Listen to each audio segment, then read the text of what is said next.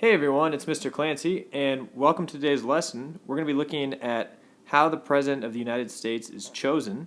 Before we get started, make sure you download the lesson guide that goes along with this video. It's located in the description box below the YouTube video. Here are the objectives of today's lesson. First, we're going to explain how the President of the United States is elected. Then you're going to form an opinion about this system called the Electoral College. And after that, you're going to apply this knowledge that you've learned to create a winning strategy for a political party for the upcoming 2016 presidential election. So many countries and organizations have individual leaders representing them, and leaders are chosen in a variety of different ways. But let's take a minute before we jump into looking at the U.S. president to take a minute for you to think about how you would want the leader of your country to be selected. Make sure you also consider what kind of characteristics you would want in the leader of your country. You know, could anybody run for this position, or is there going to be an age requirement or an intelligence requirement? So make sure you think about those questions. If you weren't able to get the guide, here are the questions that are in step 1. So you can go ahead and pause it if you need to answer those. So now that you've had a chance to consider your own opinion about how we should select a leader, let's take a look at how the United States actually picks their president. Despite what you may think, it's not a simple majority vote, or the candidate who gets the most votes wins. The president is elected through a system called the Electoral College. In step 2 of the lesson guide, I've provided a number of video clips to help you get an understanding of how this system works.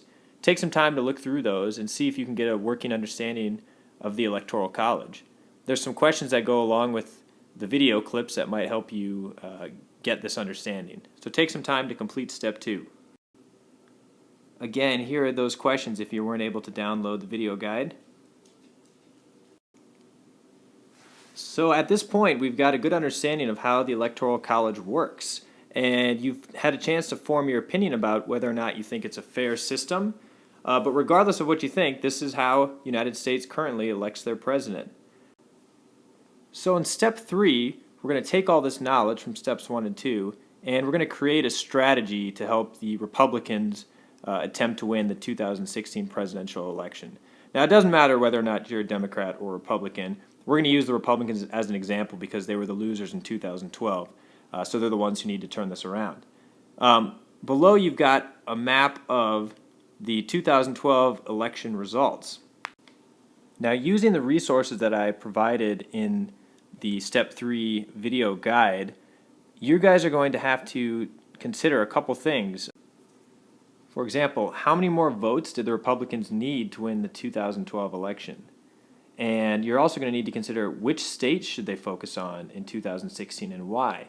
You want to remember that they can't focus on all the states that they lost because that costs a lot of money. You're going to want to focus on the states that they have a good chance of winning. So using the 2012 election results resource I gave you, you can take a look at each individual state to see which ones were close.